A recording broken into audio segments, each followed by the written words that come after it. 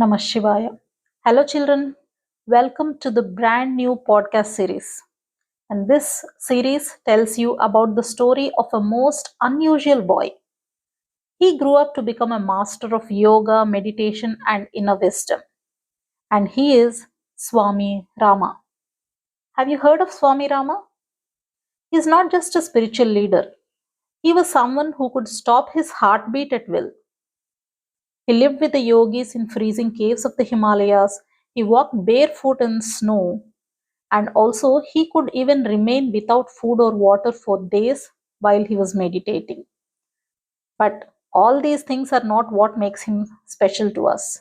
What makes him special is this: he learned how to overcome anger, fear, and confusion.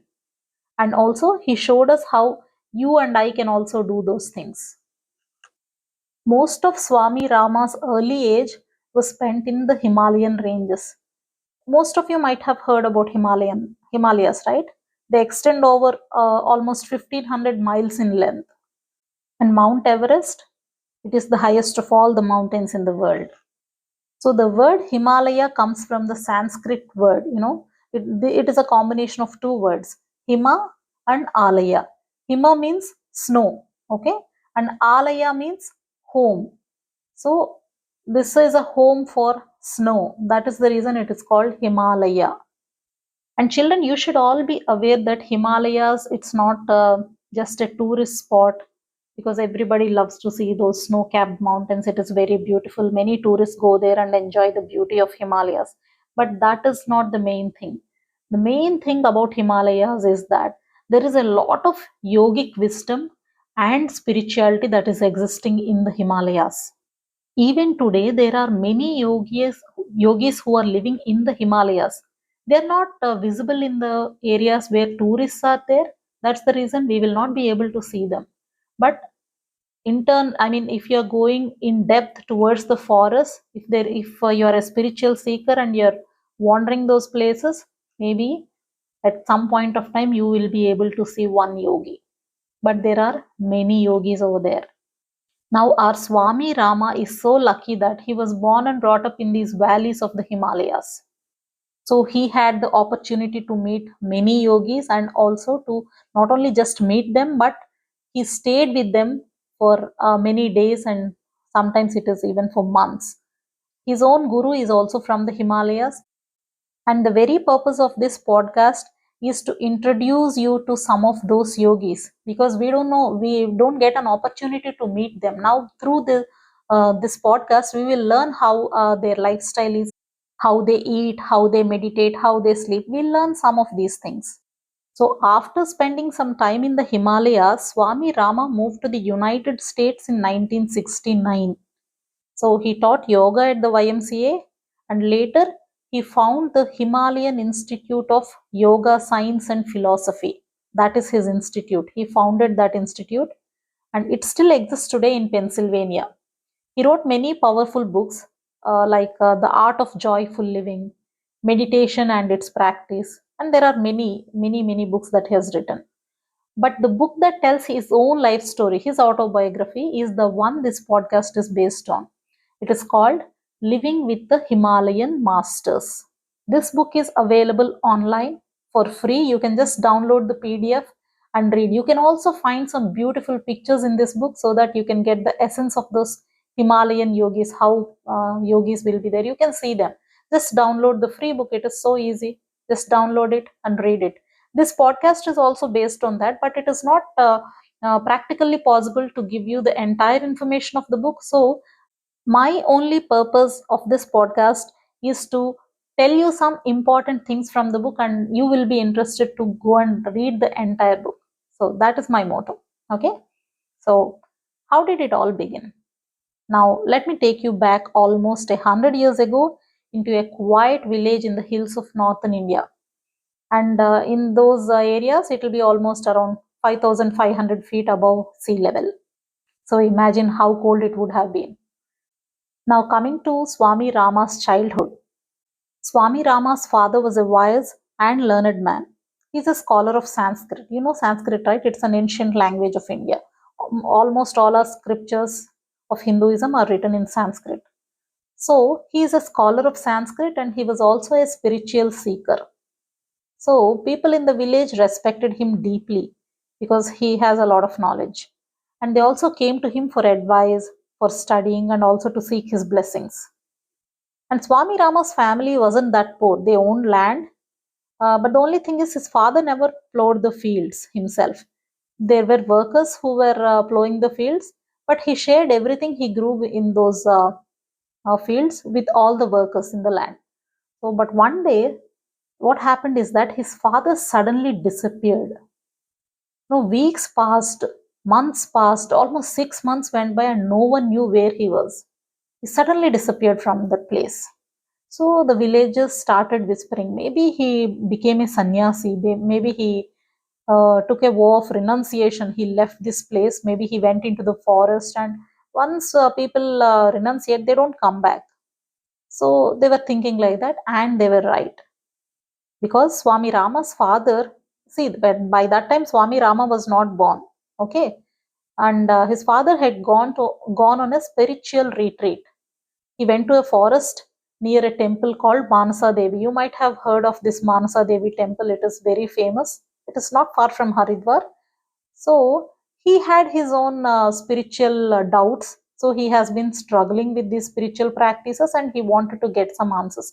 Because if you are advancing in spirituality, you will be having some questions and you want them to be answered, but you don't know whom to ask. So these are the struggles that a person faces. In that way, he went to the forest and he was just practicing his own spiritual things. And one day, see, destiny, nobody can say. When something has to happen, it happens. So one day when he was there in the forest, a Himalayan master passed through that area and visited this place. So the moment he saw his this Himalayan master, he understood that this person is no ordinary man and this was his guru. Their eyes met, and without words, a deep connection was formed. Children, sometimes in life, we meet someone and feel as if we have known them forever. So that is what happened between Swami Rama's father and this Himalayan master. They did not speak because they need not speak, only their heart spoke and they could connect. And this master stayed with him for a week. He helped him in his spiritual practices, he guided him, and finally he told him, now you go back to your home. Your life's purpose is about to unfold. Now, Swami Rama's father, he immediately followed his guru's instructions and he returned home. And his wife, she was literally shocked to see him because it was so many months have passed and he didn't come. So she wasn't expecting him. She almost lost her hope. But then he told her everything that has happened, how he went to the forest and how he met his master and how the master has predicted that even though they were already in their 40s and 60s, they would still have a son. And this boy would belong to the master. Okay, now you would have guessed. And that boy is Swami Rama. See, by that time they were already old. But the master had told that you will be having a child. Now, children, always remember, when a great personality is born on this earth, it doesn't come like they are not born to some normal people.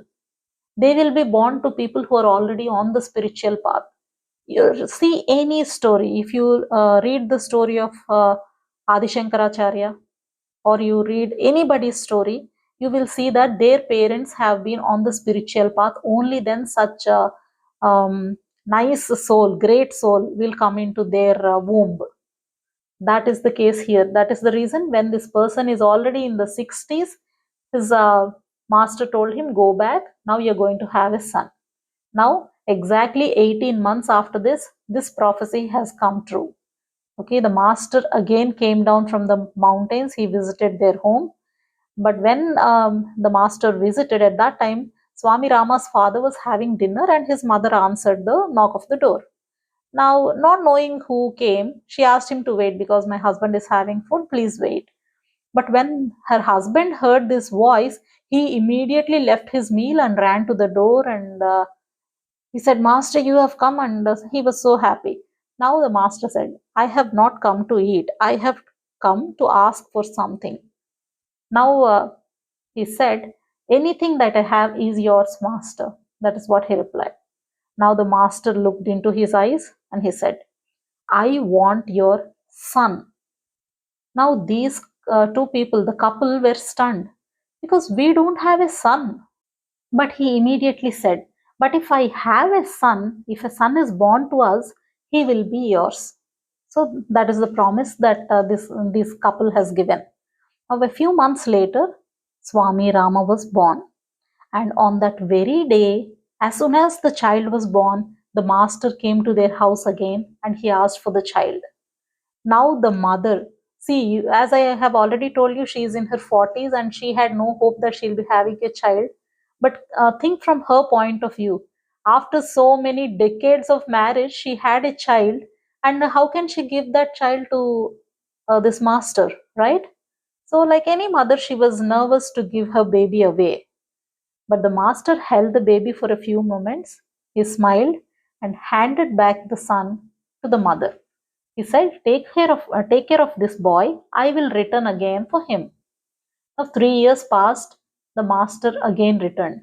This time, he leaned close to the child's right ear and whispered a mantra. You know a mantra? It can be a Rama mantra or Shiva mantra, Vishnu mantra, Ganesha mantra, any mantra. But generally, the mantra is whispered in the child's ear by the guru. The guru can be a master like somebody who has come from outside, or can be his own father.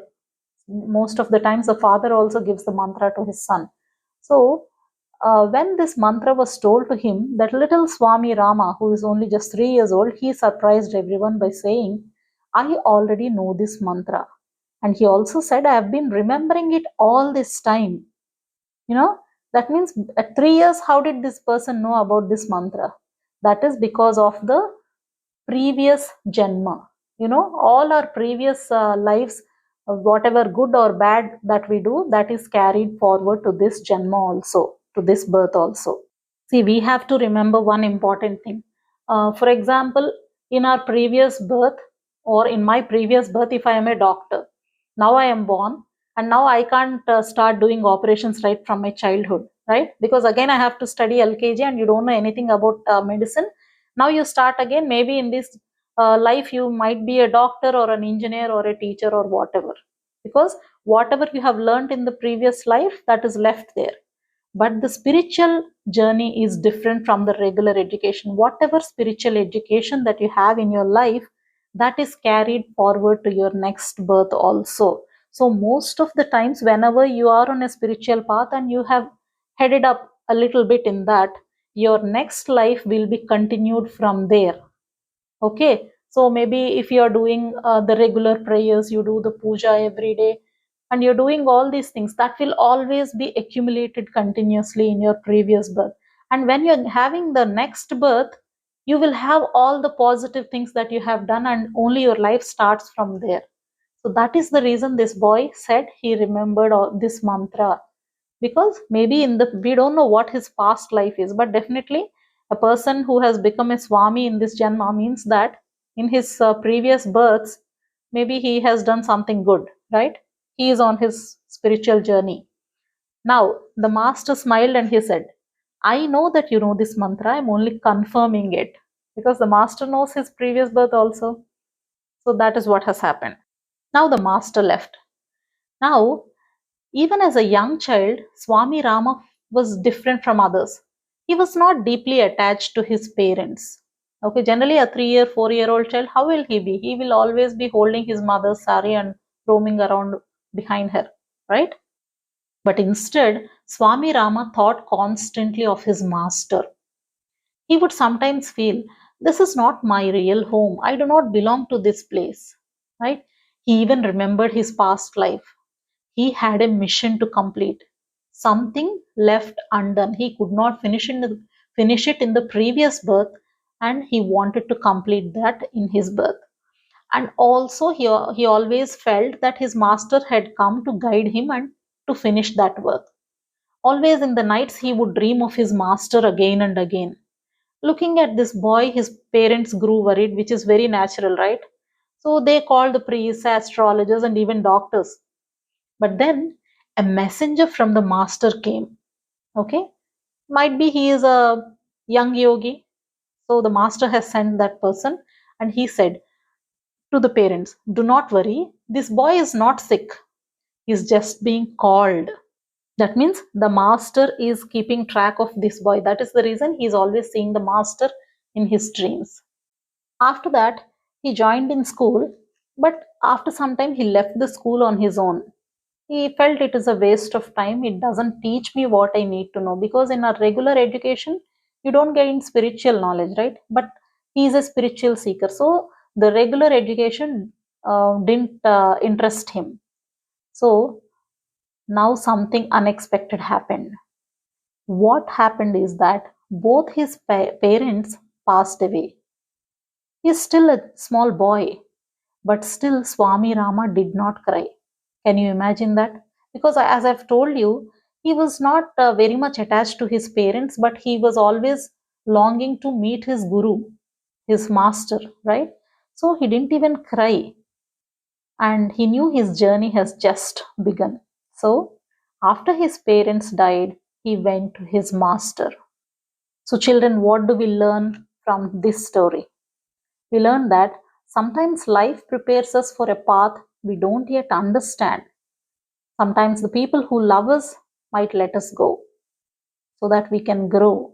And sometimes a soul is born ready with a memory of the purpose beyond this life, just like Swami Rama. So, Swami Rama's story is not just about becoming a yogi. It is about listening to the deepest voice inside us and following it, even when the path is hard. Whatever you want to become, there is some voice which tells you what has to be done. Just follow the path, you will reach your goal. So, in our next episode, I'll tell you what happened when Swami Rama began his intense training in the Himalayas. See, I already told you his master is from the Himalayas. So, since his parents died, his life journey in Himalayas has started there. So he started his intense journey in the Himalayas with the monks who had the powers beyond our imagination. So we'll talk about all these things in our next episode. Until then, remember, you too have a purpose. Identify the purpose of your life. I don't say everybody should be like Swami Rama and go to the Himalayas. Every person has their own purpose. Maybe your purpose is to serve the society. Your purpose is to become a big officer in the administrative side, maybe an IAS officer, and serve the poor. Anything can be a purpose. You can become a good software engineer, and maybe you can devise a good software that can help many people around. So try to identify what purpose you have in life, and life will help you find it if you're brave enough to listen to it. Okay, see you next time. Jai Hind.